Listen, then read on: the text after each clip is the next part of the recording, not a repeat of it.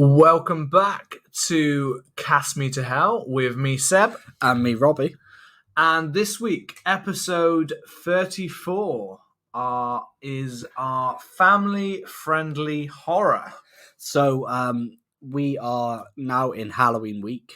This is the second to last of our little treats for you this Halloween season. If you know, last year, Halloween week, we did some alternative Halloween recommendations. This year, we are back with some more alternative ones.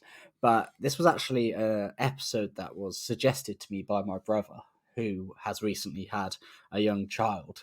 Shout out Sophie. And he suggested we do an episode about family-friendly horrors. Yeah. So we kind of went to the drawing board and we had a little look at what we could see. And we thought, well, what are some good family-friendly horror films that you can give as an introduction to some younger kids? Maybe, toddlers or a little bit older, to kind of before the preteens. Yeah.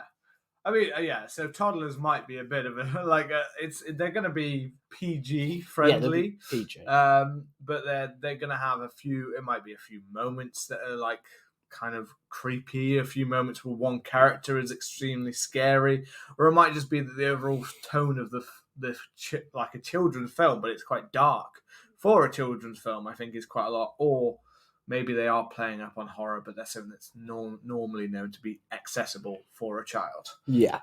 We are trying to stay away from some of the bigger ones as well, aren't we? Yeah, there are a few of the larger kind of well-known. So there are certain ones, obviously. So obviously at Christmas last year, we did our festive Frighteners. And we had, I think, on there, if it didn't get mentioned, it probably got mentioned in some form. So ones that would be accessible that people do also call Halloween films or Christmas films, and they kind of are not quite sure where to fit them. Yeah. So Edward Scissorhands, which although yes, it's got all of the beautiful snow and things like that, doesn't actually take place at Christmas. So therefore, some people say it could be more of a Halloween film. Gremlins does take place at Christmas, and that's why Jerome say it's a Christmas horror film. Yeah. But some people still like to watch it as well at Halloween time, and this one definitely, obviously for a good reason, A Nightmare Before Christmas is both. It's both. It's Halloween, Christmas. It's wherever you want. If you're a person that starts Christmas really early, then this right now is you doing Halloween to begin November is your Christmas. And all three of those are family friendly, aren't they? They've all got elements of like scary parts, whether they're animated, whether they've got creatures. I mean, the Gremlins, obviously are creepy and scary and have moments that could be really terrifying to a child, but not to the point where it's like, oh my God, they can't keep watching this. It's normally moments of terror, not full on horror, and there's no real gore or things like that in those scenes. You know what I mean?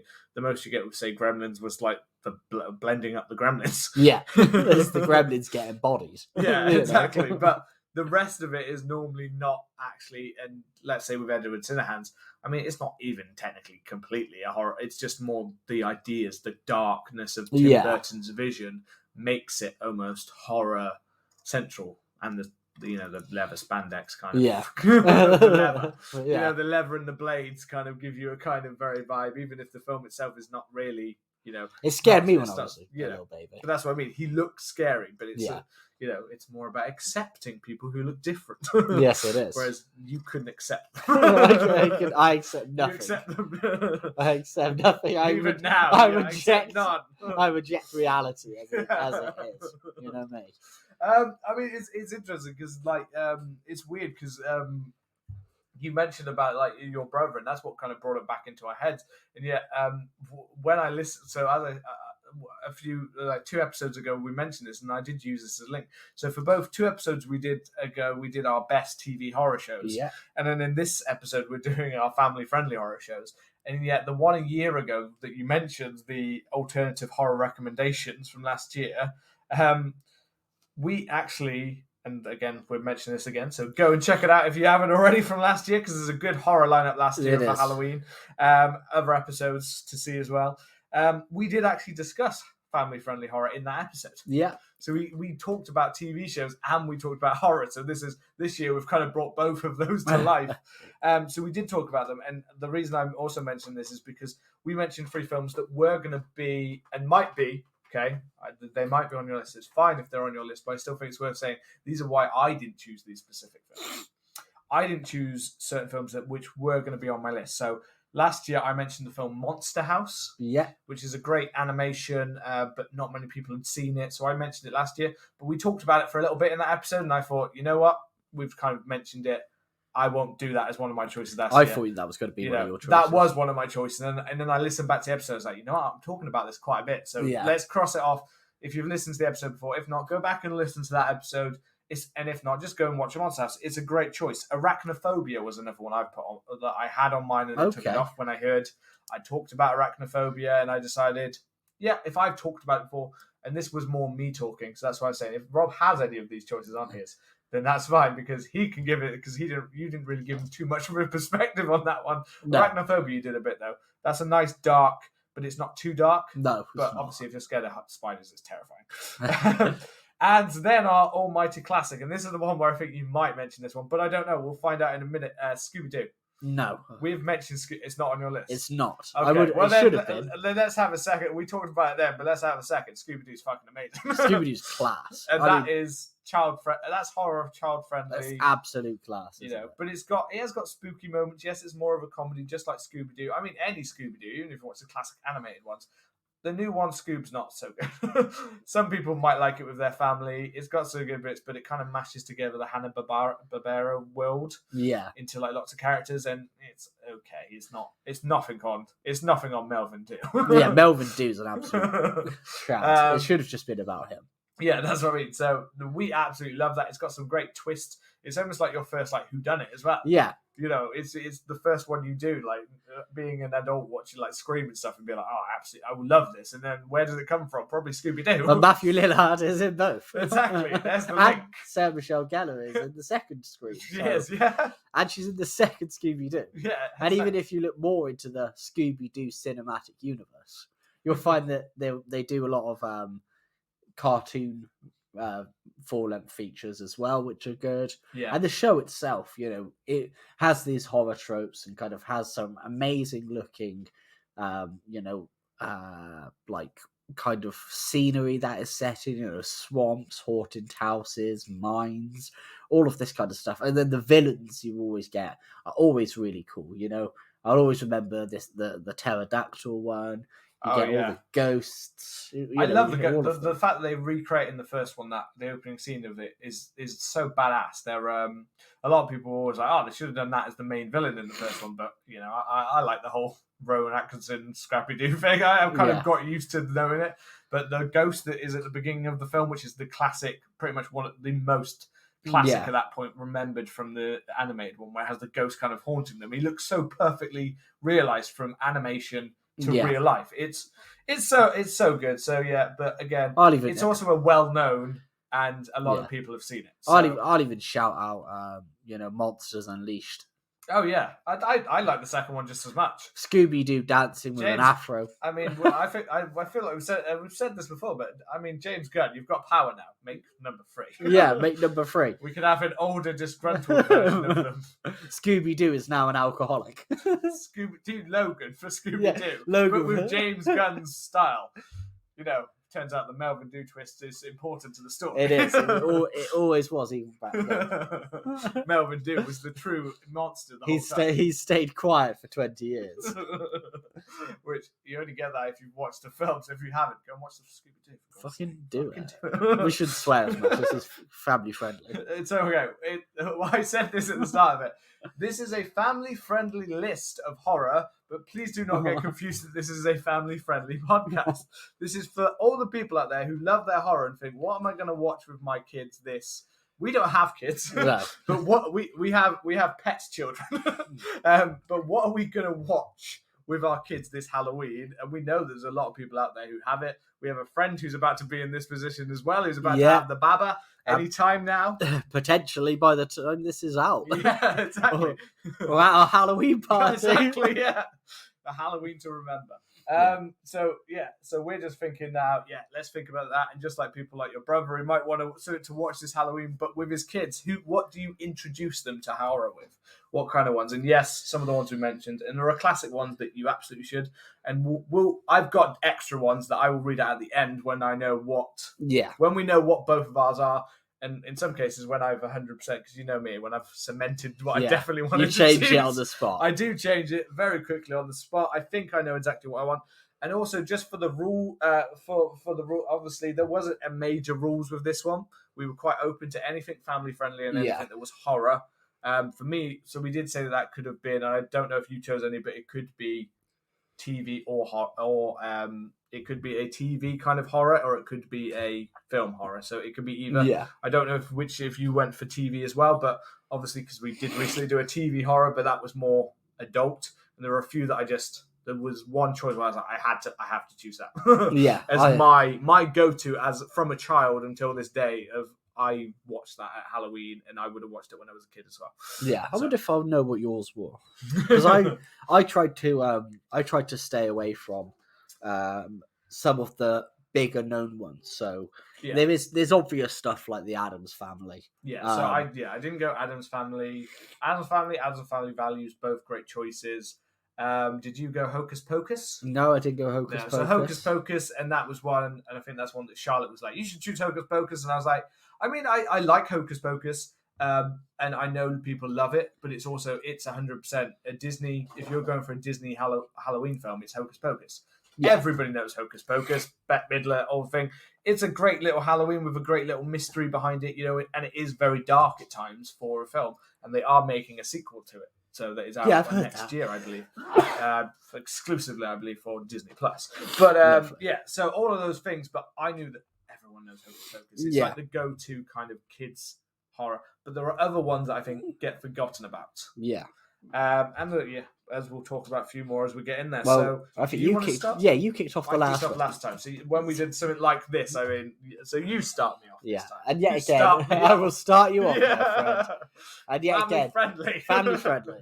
No innuendos. Innuendos are actually a part of family friendly, you know?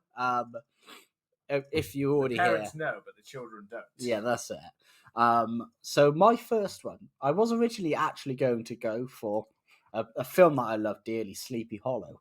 However, I spoke about it in the last alternative horror recommendations. You did. So I did it. So I went for a different Tim Burton, and I went for Corpse Bride.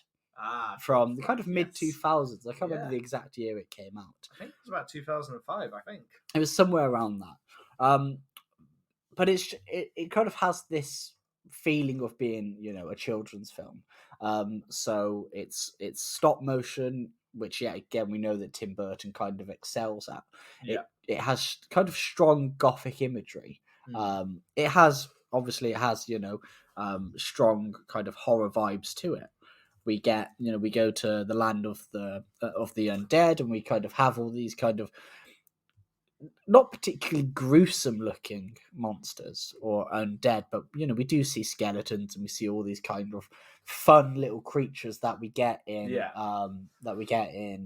Tim Burton films. So we get like a talking maggot, and we get all this kind of stuff, which is kind of gruesome, but it's done in a kind of very family friendly and child friendly way. Absolutely.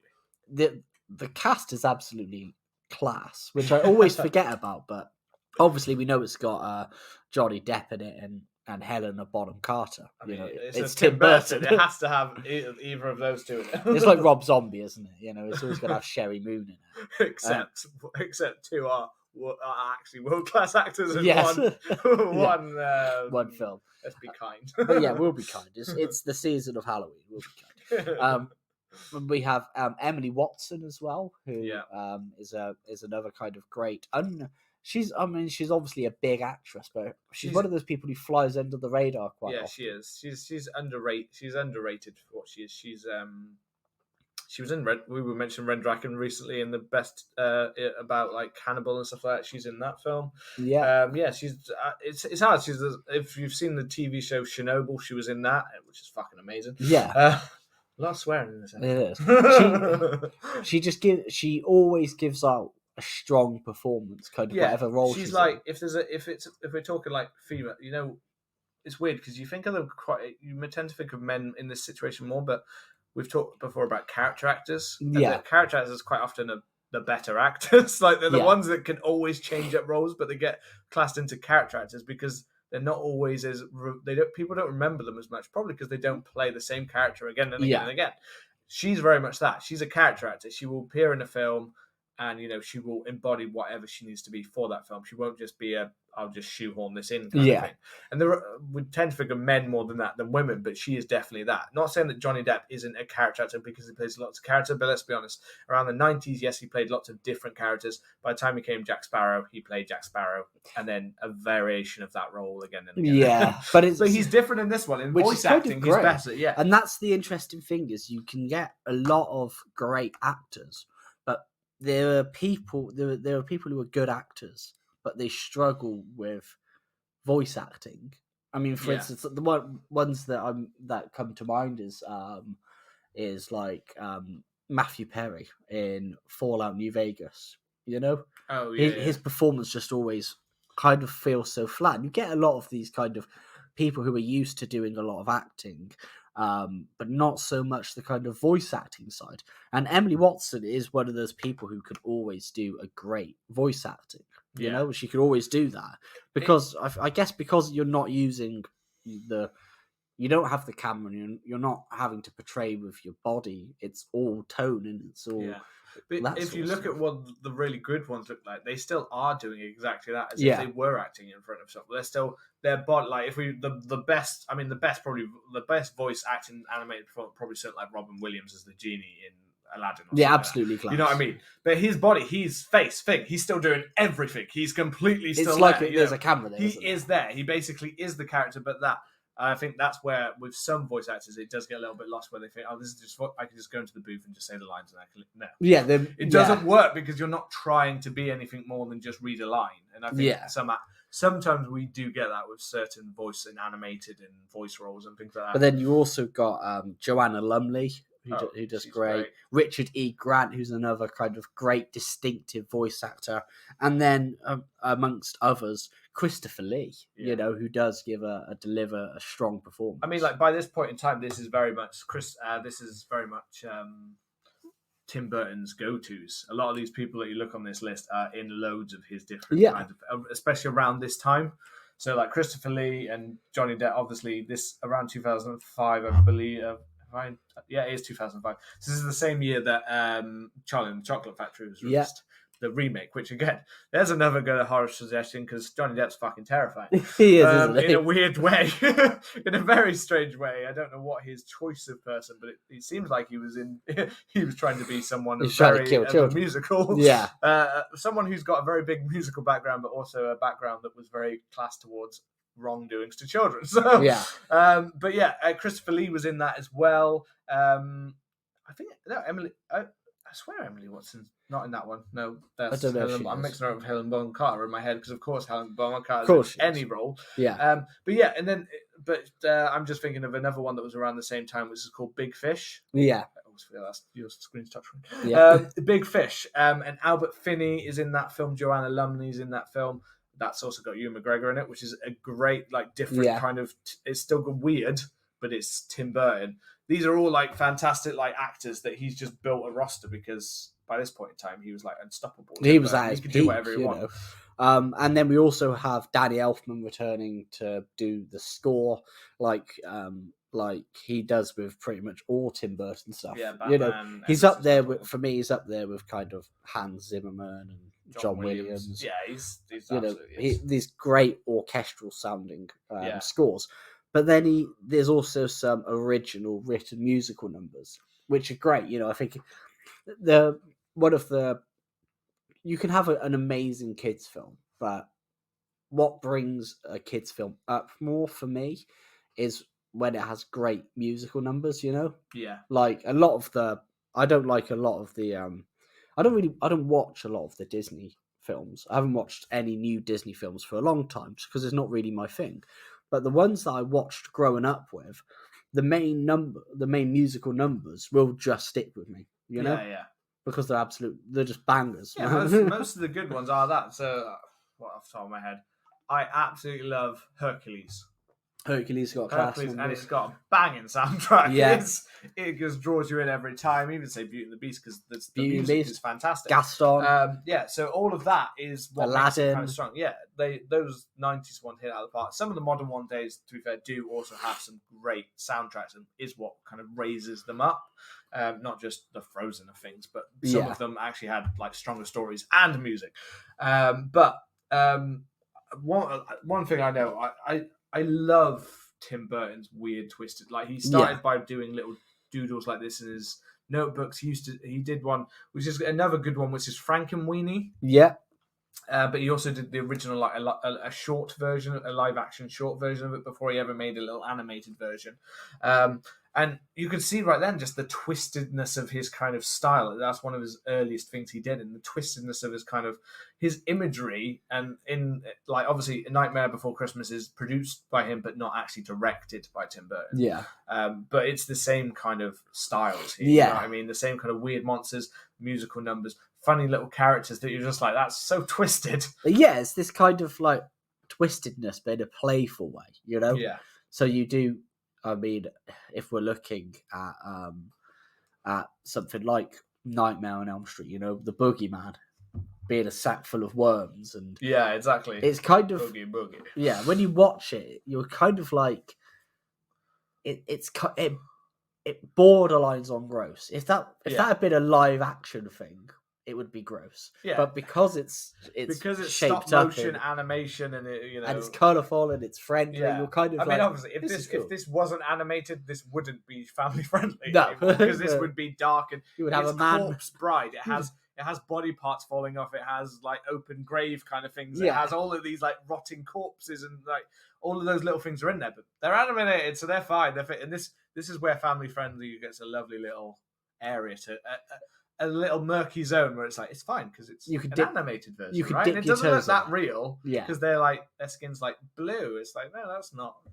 That's definitely not what it would look like when you were dead. Yeah, you could dip your toe into a bit of horror with stuff like this, you know. Yeah, that's a great choice. And I think it is one of my favourite Tim Burton films. I think it's just phenomenal. And yeah, I would definitely recommend it. Yeah, I've only seen it once in a long time ago, so I can't quite remember. But it was one of those when I was thinking about these and I was looking certain ones up. I was like, oh yeah, Corpse Bride. I'm not. It's like it wasn't my choice because it's not one that I'm kind of as drawn to. But I remember how good it was, and I do now want to kind of revisit it.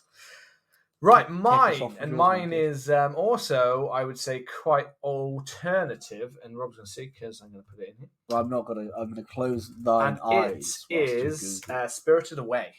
I've never seen this. Oh, what's going on? Oh, there you go.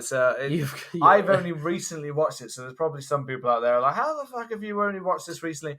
Anime. It's anime. It is Japanese, and it is I know I've heard people say this name a million times and I don't actually know how to pronounce it. Hayao Miyazaki, which is not the way you pronounce that. I 100% bet you, but it's Studio Ghibli. I've heard of which is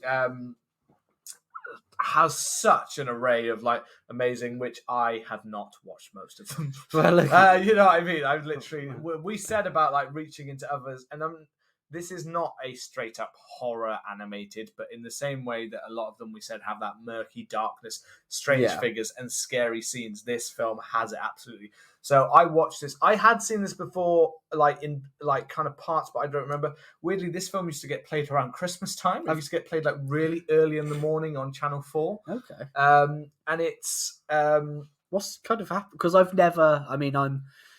It's one that like at first it like when you watch it you're kind of like what the hell is going on here, because it's got so many themes and undercut, but it's all kind of represents this little girl's journey. So she's meant to be moving to a new house, and she gets separated from her like family, and she kind of travels and she kind of goes on this kind of portal to another world kind of thing, and this other world is like where the spirits go when you die, when you get ripped. Yeah, and it's got all of these character designs of all these weird, like her parents become like pigs that are like meant to be eating at a trough, and it's like because I think it's implied like if you were to eat from something that you're not meant to eat from, then you will forever be like glutton. Yeah, so it's glutton. Okay. Yeah, and it plays off all of those kind of themes, which when you first view it, it's like what, and you have to take a little while to kind of like let it kind of just let all the visuals get into you and go, oh, I see what we're doing with this as the film goes on,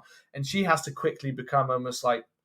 She almost becomes part of the way that the spirits come and go. She has to help the people that spirits travel into this kind of kingdom of like, it's kind of like a house kind of thing. This is why it's so hard. It's hard to describe kind of thing. And I'm not going to go to the plot purely because it's just like, it's still, I think, would be really confusing. It's almost hard to describe without seeing it, I think. Yeah. But it is just one of those songs where I promise you would start watching it and you'll be like, what the hell is going on?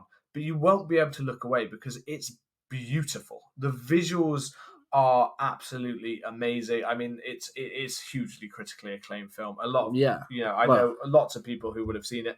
We have quite a few friends that absolutely love anime. Yeah. And it just is this. It had parts in the film where I was like, oh, this is really like. I watched it again purely because it's on my list of 100 films that I mentioned before. And I expected to be like, okay, this is just one. I'm just going to watch it. I just don't think this is for me at all. And by the end, I was like, literally, like, I was both like, there were scenes when I was like, what the hell is that? Like, that is creepy as hell. Like, that's scary, like, monster kind of coming out of the ground. This monster that there's almost kind of like greed that it comes in and it like, it's like it starts off as like a toad and gets into this kind of weird form creation and gets bigger and bigger. And they want him to keep feeding it and feeding it and feeding it, and when he feeds it, they'll give them money. So more and more of them try to feed it, and it's like as if it's taken all of the darkness in the world and things like that. And they're kind of meant to be. It's kind of like when spirits come in, like some of them come from the other side. They're almost covered in this kind of like horrible like sludge and things like that. And the idea is that they're almost the place that's meant to help them get cleaned up and get them like into their actual spirit form. It's like getting rid of all of that murk and grud like sludge that in your life, that all that badness, all that terrible things that have kind of built up over the years, and it's kind of like making your spirit fresh again. And again, I'm not acting like that sounds like anything to you. It's like, what the hell are you describing? But it's characters are beautiful. The story by the end, you're like, oh wow, this is like, I didn't expect it to take this kind of like turn. I didn't expect the child to go from such a kind of become such a mature kind of character as well. The girl goes on such a journey in this film, and we also it's emotional as well. It's like, oh wow, I didn't expect to actually get a bit like, wow, this is really connected. And even though the story kind of ends, it doesn't end in like a necessarily sad way or anything like that. It's just the connection you kind of make with different spirits.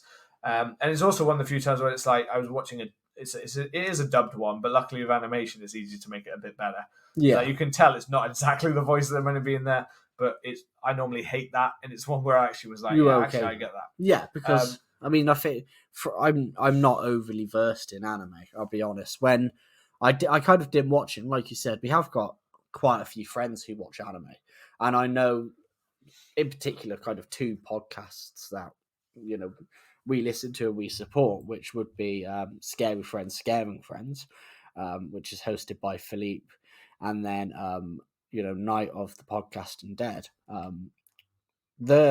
They do watch a lot of anime, the kind of hosts of that. Yeah. But it's something that I've kind of struggled with. My brother came back from Australia a couple of years ago, and he loves anime. He might have seen this. He probably has. He's holding down the fort in Australia for CMTH at the moment. And when he came back for about a month, 3 weeks, and we watched some animes, and some of them I really clicked with. There was one like Baki, which was just about scrapping that I liked.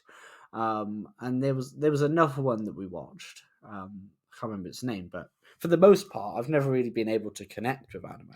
But what I've heard is, especially Studio Ghibli stuff, is that it can be stuff that you can get quite emotionally attached to quite easily, quite well done in that aspect. I think that this kind of anime is much more inaccessible, and that's why I wouldn't have mention this one if I didn't think that people would be able to find a way into it, kind of thing. Yeah. Otherwise, I wouldn't say it's necessarily family friendly. Children won't care because children will watch Children just about watch anything anything. colourful and things like that. Children they don't watch, need to know the subtext, yeah, but the they watch the subtext is there fucking for you. movements. Yeah, like the movements I mean. are fucking weird, and they watch that. So children won't care, but it's also given them so that it does have a bit more depth to it, but it's also, this is anime that's much more accessible, and I know exactly the kind of anime that some of like the ones like, I think I remember when you were talking about the kind of ones you watch, and I'm not a big anime fan. There are some that I really like that I've seen, but it's not something I'll go to. It's not my it's not my kind of thing that I wouldn't choose it over another kind of film necessarily. Maybe I'm just a bit mainstream, but as I said, I am now trying to get into some of the Studio Ghibli ones because I found that they're quite easily more accessible. The stories they're weird, but I don't mind that. They're dark, but I don't mind that.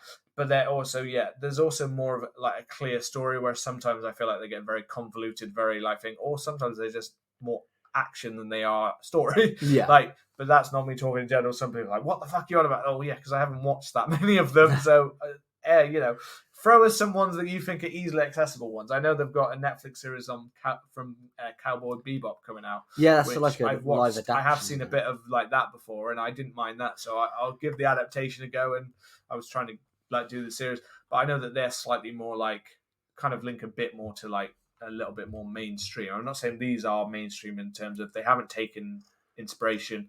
Spirited Away hasn't taken inspiration from American films and stuff, whereas I think Cowboy Bebop is a bit more kind of, they've looked at other cultures kind of thing. But anyway, there's go to the point of that this is a beautifully drawn, but it has moments of that are really, I think, could be scary, and it is about spirits, so it is, I'd say 100% would count as a Halloween kind of watch, because it's Spirited Away. It's about spirits going from the other side of the dead, and it's about your parents' gluttony and turning into pigs. So, that's pretty cool. There's some cool things there. And that's my first and alternative choice. Okay. Well, here is mine. As we are talking spirits. Now, this is a film that I just randomly decided to watch.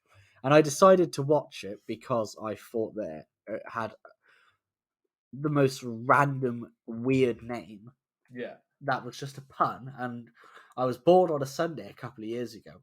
And it is Paranorman. Yeah, I don't think I've ever watched this film all the way through. I've seen parts of this film, but I don't think I've ever actually watched it all the way through. That's not because I didn't want to watch it. I think I just happened to see parts of the film when I was around somewhere. I can't remember.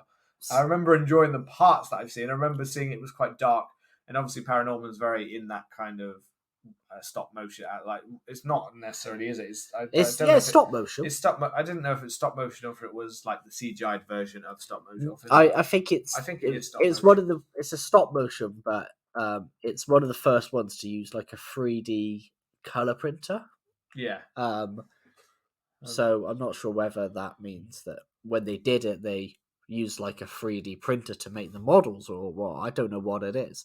Yeah. But it's I was thinking of the production company, because I know that they've got a lot the things like that, Kobo and the Two Strings, Coraline, Boxtrot. Coraline was one that I almost chose.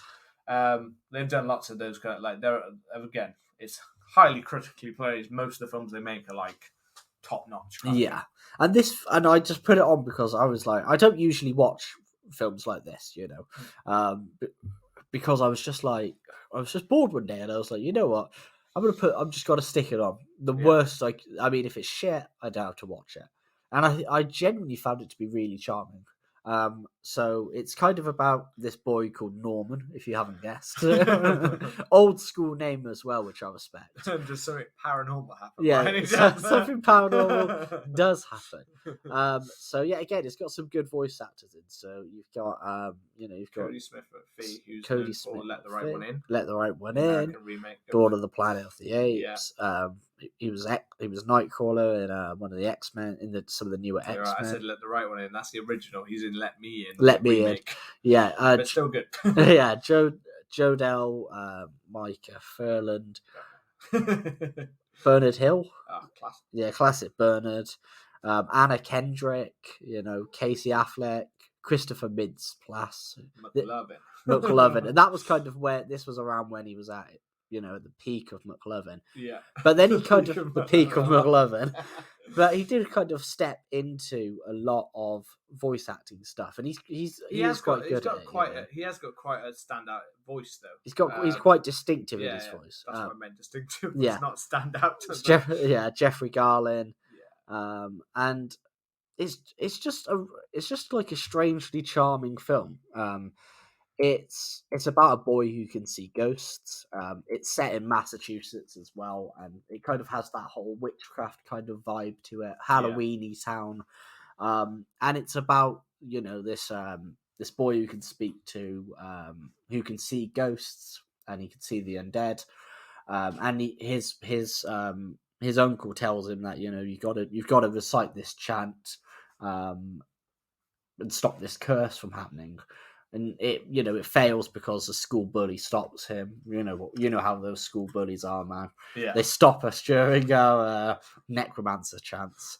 And then obviously the dead rise, and it's kind of about him going back and looking at this, finding a way to stop it. But it's also got an underlying story there about kind of witchcraft and the Salem witch trials, that sort of stuff. Yeah. And it's just a really nice, charming film. It's one of those things where, again, it's a horror comedy, but comedy is the main thing.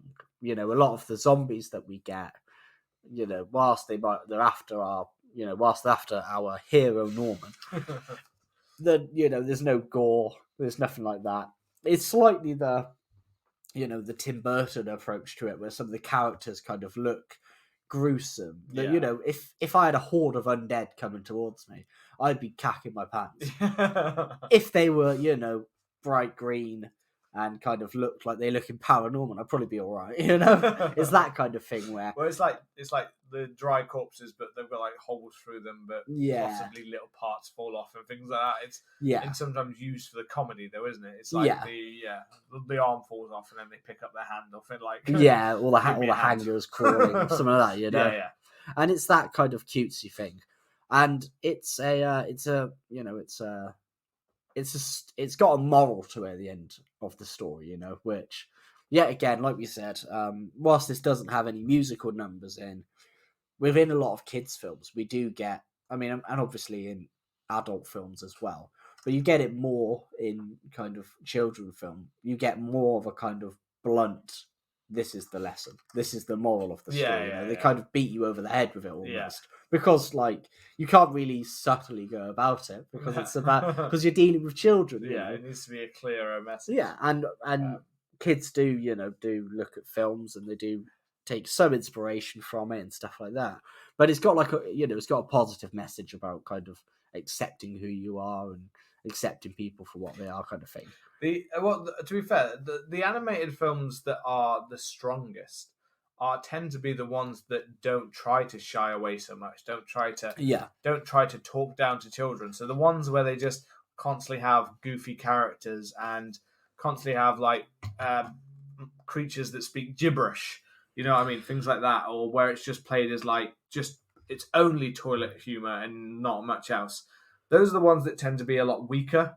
The ones when they actually try to deal with some adult themes and things like that, like death and or even where it's more accessible and it reads, and then as we've said about the whole innuendo and stuff, there's the case of it's a case where you can sneak in sex jokes, you can sneak in adult jokes, and the adults will get it, so the adults will enjoy it, but the kids will also enjoy it because it looks bright and colourful and the action's fast, and sometimes they might get little parts of the joke, but you're not talking down to them. Yeah, and we get a lot of shitty children's animation where it's just basically bright colours and characters that talk and go, hey, let's go and do this little adventure, and we're walking down the street and oh no, Mr. Piper stole my paper or whatever. We're gonna go and get it back. I don't know who Mr. Piper is, but he clearly stole your paper when you were a boy. He's the local, he's the local paper stealer. Oh, Mr. Piper, he's the local man that gives all the piping. Oh, he is.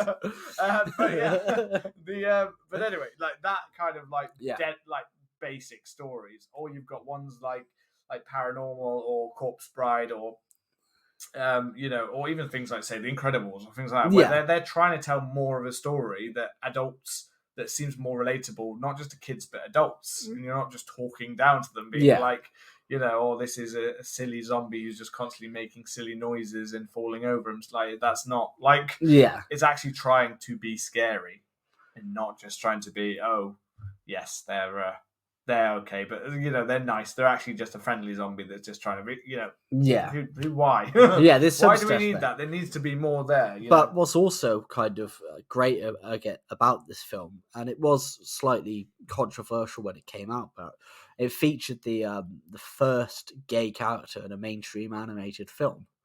So in one of its final scenes, I believe Mitch is the school bully. The one who stopped Norman from completing, his much needed. I can't even think of the word. Fucking his much needed ritual to stop the zombie from rising. I didn't even try to help you there. No, you didn't. You left me. You left me stranded. Played by Casey Affleck. When I take over this podcast and kick you out the door. Yeah. It's not the bully. It's Casey Affleck's. It's Casey Affleck's character. His 20-year-old brother. His 20-year-old brother. No. Actually, I do, because he looks like he's like blonde, big. He wears like a tight white tank top kind of thing. I do remember that. I think it's that character, isn't it? No, I can't remember. Poster as well, isn't it? It's this one. I think no, he's got a girlfriend. Yeah, no, it is him. It is him. Yeah, I thought it was. I always got him confused with the bully. Yeah, because is it the sister character or that character? She's constantly like going after him, but he's not really interested in it. Like, rather like he's not really noticing her. It's his girlfriend, but not the sister character. Otherwise, that would be incest. No, not for Norman. I know for Paranorman. I don't mean Mitch's sister. I mean, not only is Paranorman. It was Norman's sister who is the one that's constantly. I thought, is that not the blonde one? Not only is Paranorman the first film to have a gay character, it was also the first one to promote incestuous relationships. But no, so Mitch is his brother, and then she's just a random lass, I think, who wants the pipe, who is his girlfriend or something like that. But overall, it's just a fun film, and the weird comparison is every now and then I stumble upon these animated films. Yeah, and I wouldn't watch them usually. Like I said, I don't have kids. I don't really know many people who are into these films. They're not my kind of films that I'd watch, but I find myself stumbling into them. Like once, me and my friend Chelsea, shout out, went to go see a film, and we went there, and they were like, "Oh yeah, this film's not on anymore."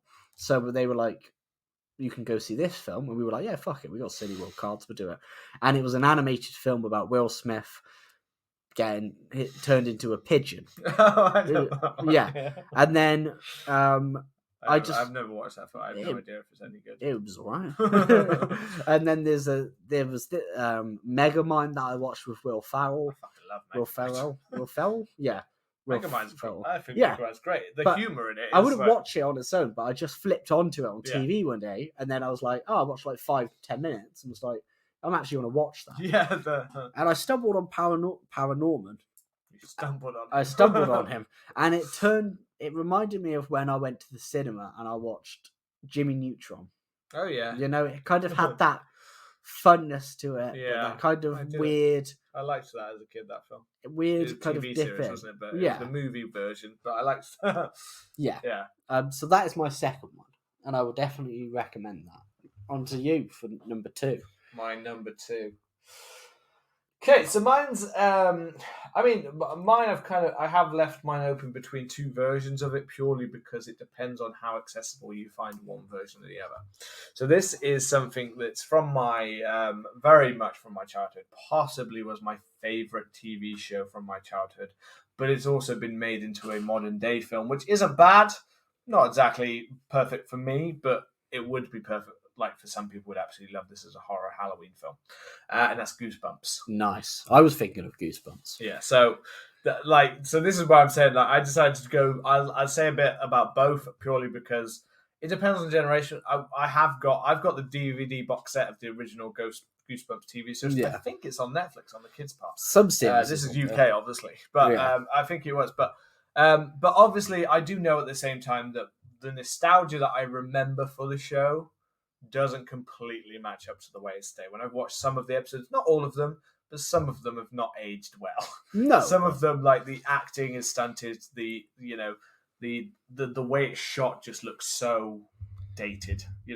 Things like that. But that doesn't mean that in it, one, quite often kids don't really care about those kind of things. No, they don't notice them as much. Like they don't always notice the older style. And two, some of it is legitimately scary. Just like the books, if you want to read, go and read Goosebumps as a kid. Because I'm a teacher. I think I'm one of the first teachers to be like, look, there's a Goosebumps section in my bookcase because I love Goosebumps. I don't care. Awesome. I read it when I was this young, so they'll love it. And my kids love the freaking books because they pick them up all the time, as long as they're all right with being a little bit scared. Because even they say it's scary. But the books are, because they have that weird kind of slime-like cover, don't they? Yeah. I always remember the green slime, the orange slime, and the kind of purple one. Yeah. But they were, I remember reading those before going to bed, and they were incredible, just great stories, man. And the film itself, it's just a fun film, and it has the introduction to a lot of kind of great kind of horror characters from the series. So you've got I always want to call him Chucky because it's the name of the doll, but you've got the doll. I can't remember his name. Yeah, the doll. It's literally the name of the title of the book, and I'm Slappy. Slappy the doll. Yeah, Slappy. And he had several like stories about him. Yeah. And on the TV series, he got several episodes as well. And he was, as introduction to a character, he's like, before you get to Chucky, you get Slappy. You get Slappy, yeah. You get Slappy, then you get Chucky. Yeah. And like it is that introduction to dolls are creepy, and anyone at any age could watch that. Those like if we're talking TV series, then anyone could watch that TV series episodes with Slappy and be like, that is freaky. Like him talking, but also the weird little doll that kind of creeps around kind of thing. Yeah. That's creepy. That's your whole mind of when you see creepy dolls and toys and things like that. You're like the old Victorian dolls and stuff, and you look at it and go, yeah. I would not like to walk into the shop in the middle of the night because those are scary as hell. Yeah, they're just weird, creepy way. And so with the Jack Black film, the first time I watched it, I didn't like it, but I think that's because I was putting too much of the fact that I loved the original books, and because of that, I would much rather have seen a series of films where they adapted the actual books and not just in it. But then I rewatched it. And this wasn't recently, but like a year or so ago. And I was like, oh, actually, you know what? I was too harsh on this film because it's actually a lot of fun. It's not Jack Black actually purely being Jack Black. He's kind of very toned down because he's R.L. Stein, isn't he? He actually is R.L. Stein, the author of the books in the film. And obviously, he's also not the main character. He's like a side character. Yeah, he works as a supporting character, Yeah. And it does it. It has like I said, it has an introduction to stuff like the werewolf, which is a horror, it's a classic horror story. Yeah. It's a classic horror character. And being able to have that introduction to it at a young age and see them as a bit scary, but not making a kid watch something like The Howling. Yeah. I mean, it had versions like anything, like the Headless Horseman. It had like a version of the Headless Horseman where it had like the pumpkin head kind of thing. It has the Abominable Snowman, things like that, like old like stories. It had a version of everything. It had a creepy sponge. Yeah. Who doesn't want a creepy sponge? But the sponge was a weird, like, back in this is the TV series, but the TV series had a weird, like, the episode of that, I remember being legitimately like, fucking hell, that's weird to be under my sink. What kind of monster hides with teeth under this, like, the sponge under the sink? And, it had little links to all of these classic characters. So I actually saw it as this is fun because it kind of opens up the world to Goosebumps. It kind of opens up they get to see all these different characters playing together on Rampage together, and it is much more that this is very much this was made for children. And obviously the Goosebumps ones were as well, but at the time I think some of them got a little bit more risque because we had a lot of TV shows with kids back in the day.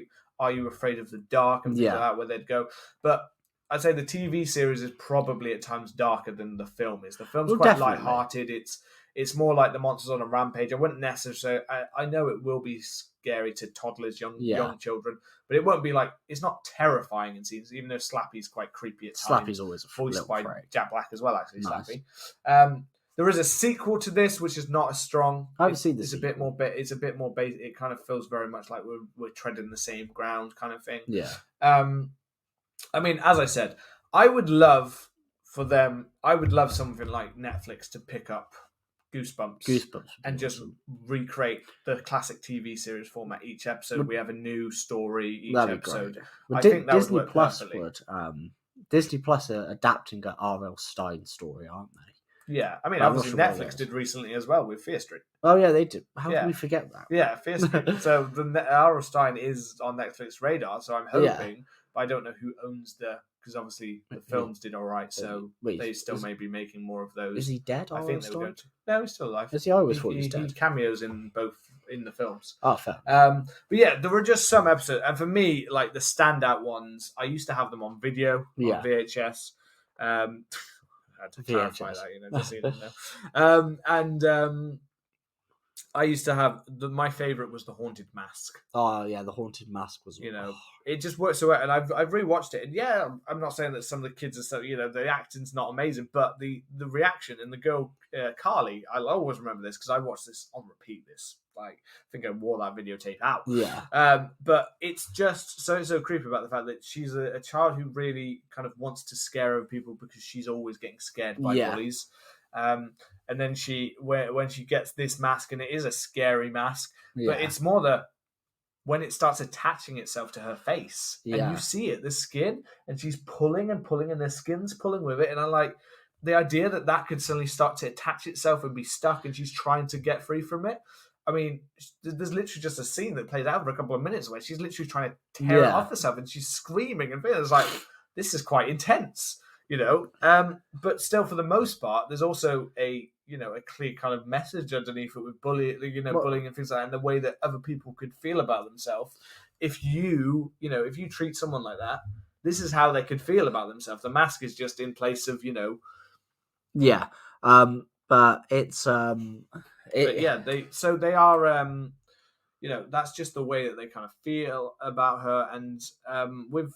There are other obviously great ones. There's one where they have cookies and it turns them into monsters. Calling All Creeps. Yeah, that's my favorite. That one that's legitimately awesome. Creepy and scary. It's awesome, and it has such a dark ending because they end up turning in the end, don't they? Yeah. So there's no and some of the episodes ended like that, and that's why I loved it, because it didn't always try to have a happy ending. It was they were a lot of the stories from that time. So stuff like, scary stories to tell in the dark, Goosebumps, Are You Afraid of the Dark? There was always one I remember where it goes into a movie cinema at the start. I don't know if it was Gruesome Stories for Gruesome Kids. Oh, yeah, I loved it. That was the animated one, though, wasn't it? Yeah. But a lot of them had these cautionary tales of be careful what you wish for and that kind of stuff. So... the Calling All Creeps was incredible. There was one, Welcome to Camp Something, which was also terrified me. There was so many of them. I haven't watched them for a long time. No. But I know some of them. So Are You Afraid of the Dark has recently actually had a reboot. I haven't seen it. Yeah. I don't know if they've toned it down or anything like that. But yeah, those moral stories of whether they should do it. The one you just came up, Gruesome Stories for Gruesome Kids, I absolutely love that. In fact, it was only, I think, 5 years or so ago when, at one point, for some reason, they were showing them on ITV, in the middle of the night.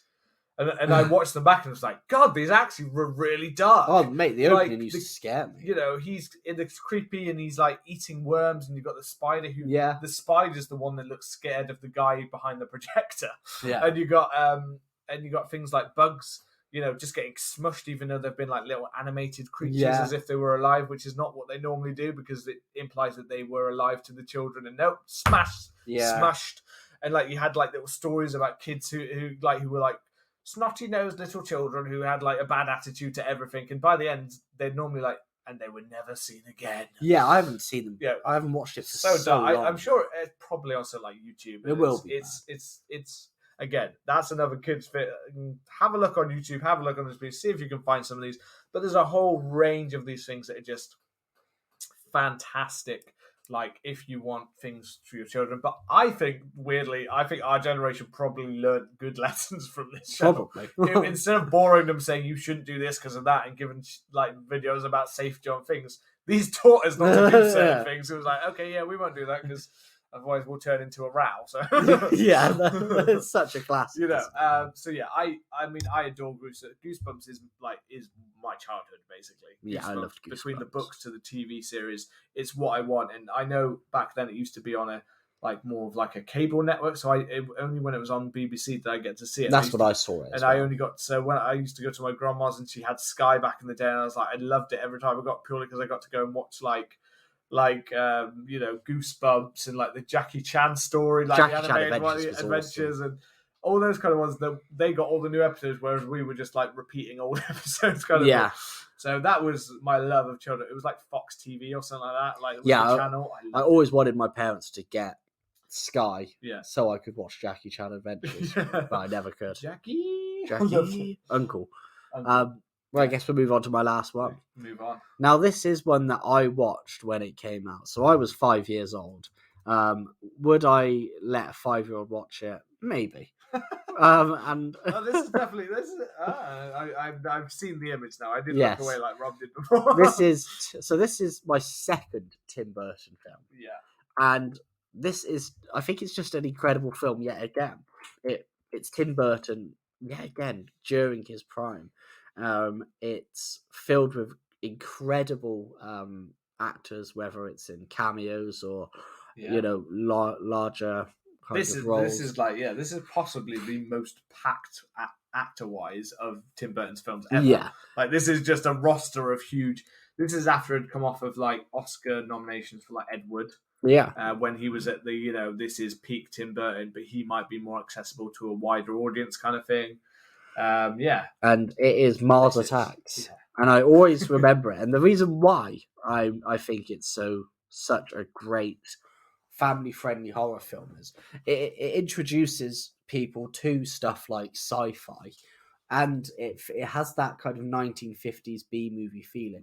Oh yeah, so it's I think 100% inspired by that. It was 97 it came out, I believe. And I remember, renting it and watching it at home with my parents around that time, maybe a little bit later. And I was terrified. And watching it back, it's nowhere near as terrifying as it was. But it introduces kids to this kind of alien threat kind of thing. It dips its toe in sci-fi, in horror. This is a great kind of doorway into getting into stuff like the X-Files and Close Encounters with the Third Kind and stuff like that. But it has this fun to it as well, like a lot of Tim Burton films and like a lot of these kind of B-movie stuff. It just has so much fun to it. There's elements of kind of gore. Yeah. I'll always remember Jack Nicholson getting his finger bitten off. I mean, this is, of all the choices, and including my next choice, this is the one that would possibly push the boundary between, like, it's up to your discretion. Yeah. But I also think at the same time, I totally get that this could... I would have probably watched this at a young age. And I totally get that this would have been... Because, yes, so there's in my mind, there's a few in Mars Attacks that kind of point out, obviously, when people get blasted into rays and you're left with their skeleton and things like, I mean, it's a bit cartoonish, so it kind of is like... that's the thing. And this is the thing, like, the biting off finger is probably the most gruesome bit, because then it drops into the fish tank. The fish nibble on it. And I think we also get the... Is Jack Nicholson with the thing that kind of goes through people, doesn't it? The spike that kind of goes through. Yeah. Say like who or where that happens to. But we do get a few where people are kind of dismantled, like parts of their body. But the ray is what I think makes it mainly like the biting off one. Yeah, and there's a few little sexy maybe scenes or things like that. There's sexual implications. Like, Sarah Jessica Parker, her head.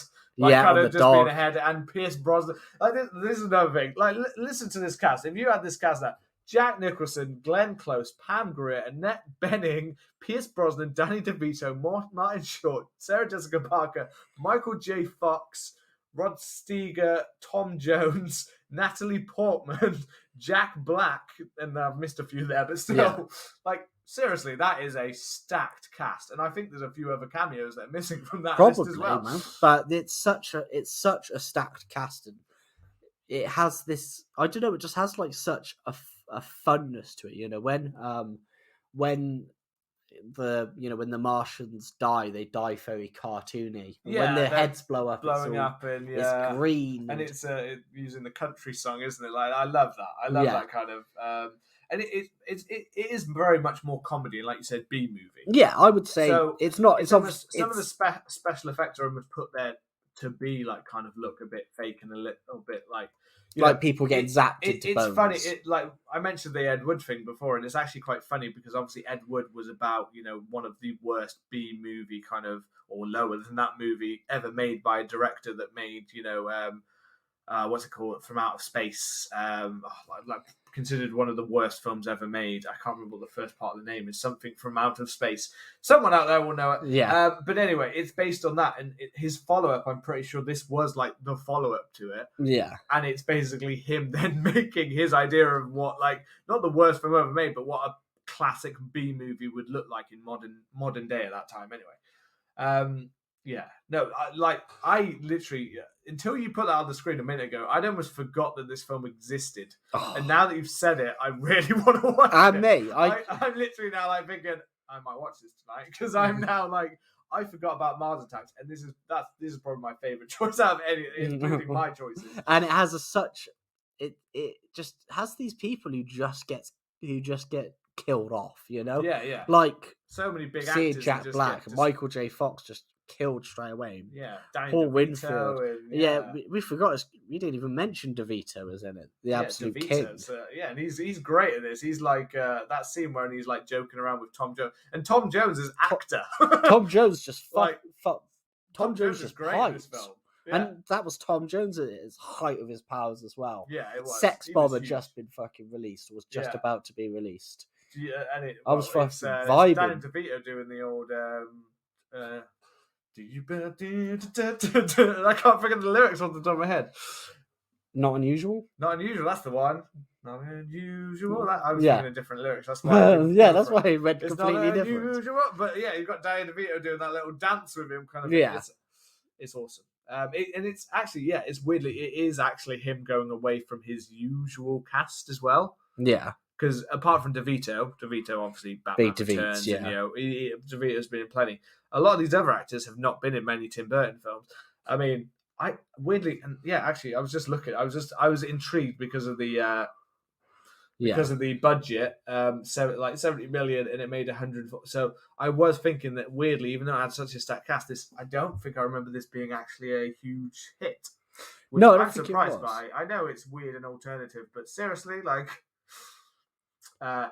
It was also, I think there was something about the fact that it was released around the same time as Independence Day. Yeah, potentially. And people saw this as, is this meant to be a comedy Independence Day or something? Yeah. Are you just mocking like a film? And I think it was just a case of bad timing. Yeah, definitely. But I remember it, like, I really hope I don't go back and change my mind on this, but I remember absolutely loving this. I watched this loads as a kid. When I was a kid. That's it. It's just so much fun. It's just such a random, strange film, like you get, you just get Tom Jones just randomly in it and as himself. I mean, I keep all this weird stuff. It's like you've got the dog with different body parts. And yeah. You've got the.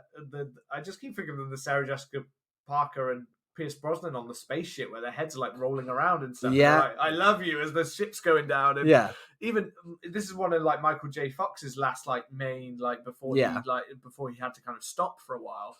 And I remember him being great as like the reporter kind of character and things like that. So and it's also I think because his character gets killed off and he's like, Michael J. Fox is like the character that. It defies expectations as well. Yeah. His character is the character that is like in films, it's like by that point he's such a nice and lovable character. He's never the character you would kill off. No. And here he is, early, I feel like we're going into. I feel like you may have brought one up that we might have to come back to. This. And I love when the boxer dude is just swinging on them. Oh, he's absolutely knocking them spark. Yeah. It's so good. It's such a great film. I would say, if you've got a kid around 8 or 10 or something like that, It's probably great for that age range. Yeah. Probably not too much younger because, like I said, there is some. There might be a few, but at the same time, because it's so bright and colourful, I do feel like a lot of other children would just be like, "Yeah, I don't really, Yeah. don't really recognise a lot of it because So yeah, no, it's But it's just such like a fun film. I mean, I'll always remember the finger bite because it was terrifying. Yeah, but it's But like it's a just moment. awesome. In a lot of these, there's been a moment. You know what I mean? A moment that kind of stands Yeah. out.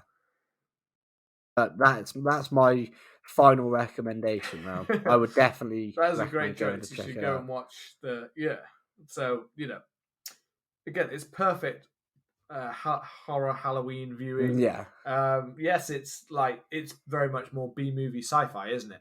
But it is. it's But got those scary moments, and it perfectly balances between what could be a family kind of watch for something a little bit scarier than just a standard. yeah, and if you're young, then that's it. It's kind of it. That's It's an for young introduction people. for Is both genres, really, Yeah, sci-fi definitely. and horror, isn't it? But no, that one I think I surprised you. You did surprise me Back with that of the one. net That is with a that. good, yeah. That's probably the most surprising for like. Oh, God. that sounds bitchy. It's the most you've surprised me in a while. Yeah. But no, that's it's more because I guess I used to watch it all the time. It's almost as if I forgot. Like you get so used to like back in the day when you'd see things on TV because Mars Attack did used to be on TV a fair amount back in the day, kind of thing. So it was like used to like remember it because of that. But the more and more we go away from the standard, like if you don't see it pop up on like a streaming service and you don't watch live TV as much, You kind of forget like about them. You forget about ones that would just pop up. You forget about films because there are so many fucking films. Yeah. Right. Okay. Mine. So I had a film. I had TV/film. Yeah. And now it's just TV. Okay. And it's something that I watch every Halloween, and I love it. What it is. I think, you will know what this is. It's The Simpsons, and it's The Simpsons Treehouse of Horror. So classic. It's just a perfect. It's just, to me, it just is the most perfect example of how to introduce your kids to horror. Yes, like any good animation, it is adult in themes at times, and there are some things they won't quite understand. But I was watching The Simpsons from a very young age when it was still, and at an age when it was still doing like inappropriate things in its early like fantastic like 10 seasons plus kind of range, and it's not just that it's The Simpsons, which is already a great show in itself, but they do the horror element of this. It's like a treat every year. Like, it is. And it's not that I know like some people. If you've watched, like I've watched pretty much, apart from I think the last maybe season or two, I've watched pretty much most of The Simpsons. Yeah. Which is not, I don't know if there are that many people anymore that can say that. No. But I've watched most of The Simpsons. And although the Treehouse Horrors, the modern ones, are not always as consistent as they used to be. There's normally like one great story and a couple of okay ones. Yeah. Whereas back in the day, they used to absolutely nail it. Like every like horror, like you'd want them to cover. Yeah, it was fair. I mean, you would get stuff that it was really topical. So I'm sure I heard that this year they're doing a Parasite one. Yeah, they are. So it was a mixture of these kind of topical stories or topical films, horror films that have been released that year, and a kind of Simpsons twist on it with kind of a classic story, or something that, like, I always remember the one where the I can't remember, I haven't watched Simpsons for years, but the aliens invade, Yeah. No, when they come in, like Cog and which Krog is during like it's like President Clinton and Al Gore's running when they were running, so around the mid-90s. Yeah, and he's like, and they're enslaved, and he's like, well, don't blame me, I voted for Krog or whatever it is, And it's just they have all of these kind of great stories that always end slightly menacingly, like the Fly. I always remember the Fly one. And it's just when they mix it up, the classic like the way that they have like the little Bart with the flies, the fly's head, Bart head, and then they've got the bug that's trying to go around and eats the fly Bart version of him, and then at the end they kind of settle for something in between, kind of thing. It's comedy. It's not straight up, it's Treehouse Horrors, it's The Simpsons. It's still comedy, but it's when it was at its peak, it was funny and it could have moments that were really like creepy. The one that I think I always used to find quite like creepy, but also really fun, was one of the segments, obviously, like the one thing it is hard to remember is because I've watched so many of them. It's hard to pinpoint. I know it's like at a certain season around it, but which segment fits into one complete 3 episodes? It's hard for me to remember. I will never be able to know that. But the it's like the Nightmare Kitchen one, where it turns out the in the school the lunch lady Doris is killing, like blending up the kids for meat. Yeah. So like it's like Uta, the German exchange student, and the teachers are eating. Yeah, he's eating like like chocolate or something because he's a larger boy, big lad, and I think like Principal Skinner gets like a taste, he like pulls something off him and then gets a taste of it. And, ooh. Yeah. And then the next day it's like Oktoberfest and Utabau. Utaverse. And they make some comment about it, don't they? And that one's dark because it even has a bit when like Bart and Lisa start getting backed up and you see the huge grinding mincer. Yeah. And like it's okay. Like we get into these problems all the time. Something will come and save us. They always come and save us. It's like us three. It's like that. And then Milhouse falls from behind and gets completely blended up. It's like, but nothing will happen to the Simpson children. And then it does end with them falling in. Obviously, I think it turns out to be like then we go back to like whatever links. We have a link between the episodes normally, whether it's Bart in like a Hugh Hefner style coat going around an art gallery, like into madness, something like that. And they have ones where like they'll obviously they build on classic. I think probably the one that most people see as the most classic episode is the Shining inspired one. Yeah. You know, when Homer goes mad purely because he has no TV and no beer. No beer and no TV make Homer something. Yeah. And then she's like, she has the bat at the top. Go crazy. And it's like, don't mind if I do. and then he knocks himself out by looking at his own reflection with a scary face. And it's just like, it's perfect for the Homer character, but it's hilarious. It's so funny. And for me, it is just, because I got so used to it, it's like, it doesn't quite feel like Halloween or even Halloween Day, because on Channel 4 in the UK, they used to have Halloween Day. I completely forgot about that. Go crazy. Don't mind if I do. That's what I mean. When it was at its peak, it was absolutely fucking hilarious. Yeah. And it still has its moments now, but back then it was absolutely like hilarious. But they have the I lost what I was going with that. I'm trying to think of what I've completely lost. I'm leaving you hanging. Yeah, I was going to say, I'm just like, what was I talking about then? Anyway, back to the Treehouse of Horror. Anyway,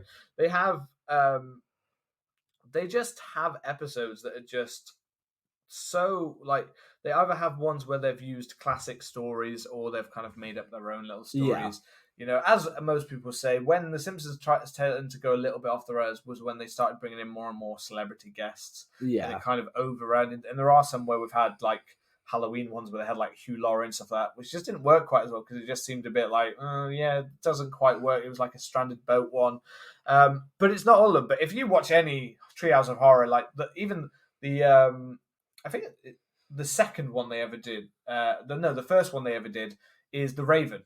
Yeah, by Edgar Allan Poe, and they just recite it, and it's atmospheric and it's creepy. And then the other episode in the first ever Treehouse of Horror was one when they move into a new house. And it's kind of Amityville Horror style, but except it's got like they're on an ancient burial ground and like the walls bleeding, but they kind of have fun with it. It's like, it's like Bart going, "Make the walls bleed again." It's like, I'm not your, he loves it, so he's like, "I'm not your slave." Yeah. It's like, yeah, you are. We own you. Do it, bleed. Like things like that, or like a portal to another dimension and they're using it for trash. Like they keep like the note comes back saying, "Stop throwing your trash at me." It was so fun, wasn't it? And always, one thing I always used to remember and always used to get excited about was the opening of the Treehouse of Horror. Would change every year, and it would be interesting just to see the Easter eggs and to see what was happening. There was always one Treehouse of Horror segment I would remember where it was kind of like a Night of the Living Dead thing, but I can't remember it exactly. But I remember there being loads of zombies, and the zombies that they had would be characters that had been in it zombified. And it was always cool to kind of see that stuff. Yeah, I mean, I think they've done it with a few times. There is a very early example this is in the first couple of seasons when they did a zombie one, and it has one of my favorite lines ever, where it has. I think it's that they open a book in the library, and that's why the zombies start coming out of the ground. It's like the first one they do pretty much a traditional like Night of the Living Dead. They've done like post nuclear war kind of ones as well, and monsters and stuff like that. But this is one when it's literally like they're coming through, and it has Homer with this classic hero moment where as the kids are running back to the house, Homer pulls out his shotgun and starts blasting the zombies. Yeah. And then he blasts them all, and he blasts Flanders. And then he go, Dad, you killed, like, Dad. They're like, Dad, you killed zombie Flanders. And he's like, he's a zombie? Yeah. It's just moments like that. Just like, I remembered what I was going to say before. Okay. It was the Channel 4 back in the day. On Halloween night, it used to have a block. Yeah. Where it would play The Simpsons. It would play several episodes of the Simpsons. And as I got things, I think I got Sky, and then Sky would pretty much do a marathon of The Simpsons Treehouse of Horror episodes. And back in the day, I used to have the DVDs. Some of the first DVDs I ever got were the Treehouse of Horror, like where they had a random selection of 4 or 5 episodes on a DVD, and I used to collect those. So it was just me. When I was a child, I used to collect the DVDs and the seasons of the DVDs. And I grew up doing that, and I got really disappointed when they stopped doing that because I had oh shit, I've got 19. Yeah, that's such a crap stage to end on. But yeah, it's not just that Simpsons was another huge part of my childhood, but also more than any part of The Simpsons, I loved the Treehouse of Horror. They were just classics. I mean, I say I loved. They still are going, and there are still some good ones. But it's never quite the same as when you watched it as a child, getting to see that for the first time. No, definitely. And they absolutely the animation stuff. It's not even the early seasons. It's not it's dated a little, but it's not. It's not still as watchable ever. And I think that this is, if you're with your kids, then this is the perfect way to introduce it. It's funny for adults, and the kids will love it as well. Yeah, definitely. So yeah, that's my choices. I don't think I had many in terms of. So we always go to discussion from people outside. But I don't think I had many for this episode. I think I did write on our Instagram at CMTH Podcast. Well, I didn't put it on Twitter because, like I said, I've been busy getting ready to go. By the time you listen to this episode on Halloween week, I will be returning to the UK. So, I thought you were going to say, by the time you listen to this, I will be gone. I will be gone. Yes, Rob will be dead by then. I will be dead. Fully have gone to hell. ready to rise on Halloween night. Yes, I don't know. We didn't actually cover this one. I thought I'd put a post up, but I didn't. So that's a failure on my part. But no, we haven't got one for that. So I think the only other thing is, have you got any honourable mentions? Ones that are good to watch, but we haven't mentioned them because this isn't going to be a regularly recurring kind of feature. So it's kind of once we've done it, unless there's an amazing kids horror film that comes out, then we'd mention that in more of an episode maybe. But any others that popped your mind that are kid friendly or kid scary or not really any that popped into my mind that I was thinking that I could have put. One I was thinking about was potentially Hotel Transylvania. Because it has more of an introduction to the early early kind of horror to the classic Universal monsters. Classic Universal monsters. It gives kids an insight into them. You've got Dracula, Frankenstein, the werewolf, the Invisible Man. You've got all these kind of fun Universal characters, and you get to see them in a different light, even though it is comedy. But it was more it's quite good. It's better than I actually thought it would be when I first heard about it. I thought that'd be Mr. Adam Sandler. But it's quite good. It's quite an enjoyable one as well. I think it's on its 4th one now. Well, it's doing well. But that's the main one that kind of sprung to mind for me, to be honest. What about yourself? Yeah. Well, obviously, I mentioned earlier things that we avoided, and Hocus Pocus was a big one. There's also another one that people seem to love, Disney one, which I watched last year, and it's more of a, I guess, because I didn't watch it when I was younger, but because it was more of a TV movie. It's called Halloween Town, and apparently there's a huge fan base for these films. I watched all 3 of them last year, and the first one's it's all right, but it is literally, it's your classic, it's like the Disney TV shows or Disney TV movies or Fox TV movies of kids ones that we would have watched back in the day. It's like if you watch it now, it's like, this looks really dated now, you know what I mean? Really dated. But I know people out there love it. So just to list off a few, one that was actually nearly one of my choices was The Witches. Okay, yeah. Um, That terrified me when I was young. Yeah, that it's mainly for that one key The scene. transition scene, yeah. Yeah, Angelica Houston, sorry, as that like is terrifying. The remake is actually not that bad either. Anne Hathaway's hamming it up a bit, but it's quite like it actually adds a bit to the story that I kind of liked. It's a bit of a campy film anyway, isn't it? Yeah, it is a bit of a campy film. I had the classic Dark Crystal and Labyrinth. Oh yeah, because all the creepy puppets. All the puppets are creepy. Yeah. Scary. Just like terrifying in that way. And then my final one, which was again, it was me switching back and forth, was Casper. Yeah, my brother actually suggested Casper, and I remember watching that when I was very young. And yeah, it's got a kind of child friendly element mostly, hasn't it? But it's also got the Casper's brothers who are just kind of bell end ghosts. Yeah, exactly. It's got a Ghostbusters cameo in it with Yeah. Dan Aykroyd getting chased out like. Who you're going to call someone else? I remember that. Yeah, it's in there. I really remember. That's another film from my childhood. I just was like, I really loved it. Whereas The Witches, where I'd say, although I love that scene in The Witches when I've rewatched it, I don't love The Witches as much. Whereas Casper, it has a really nice emotional, like family, warm-hearted core to it. It does. But it does have a lot of spooky haunted house kind of moments and things like that. Yeah. And it even has a point where they die. Like one of them, like the dad dies. Yeah. So the dad dies and they have to kind of make that choice of it. So it has those kind of darker themes and moments. So I remember really liking that. I can't remember the name of the guy in it. It's the guy from Final Destination. Oh, Devon Sawyer. Devon Sawyer. That's he plays like the human version of Casper, doesn't he? When he turns him into a human. Yeah. And then they have to make the choice because then his dad, Bill Pullman. Yeah, Pullman. He's the one of the Bills where you always like, is it Bill Pullman, Bill Paxton, or Bill? You know what I mean? It's one of the many Bills Bill Pease. Like they're like, he's like, he's nice but forgettable is what they kind of call him, and like that kind of joke that runs with him. And Christina Ricci when he's again, Christina Ricci around the same time she did Addams Family, which is also another classic. You know. But yeah, no, that was just the ones that I thought, those are also great choices. I mean, ours might be a bit more turned. I'm sure there are probably good ones from more modern day, but we're children of the 90s and we like our 90s cinema. But two of mine were very modern. Yeah, they were actually, yeah. Well, not actually very modern now. They're Corpse like 50 Bride years old. Yeah, Corpse Bride is close to us. Paranorman, that was like 2012. So 2012, yeah. You're being modern with those. I'm being a modern boy. A modern boy, and I had the modern Goosebumps. Yeah, so we're not quite dinosaurs. We're not ancient yet, yeah. Well, we hope you've enjoyed this episode.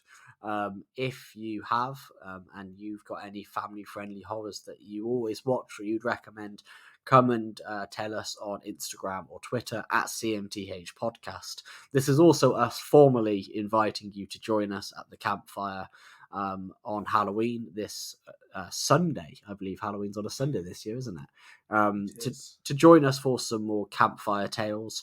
And if you've enjoyed the show, hit the subscribe button and leave us a review. And we will see you again soon. Bye-bye.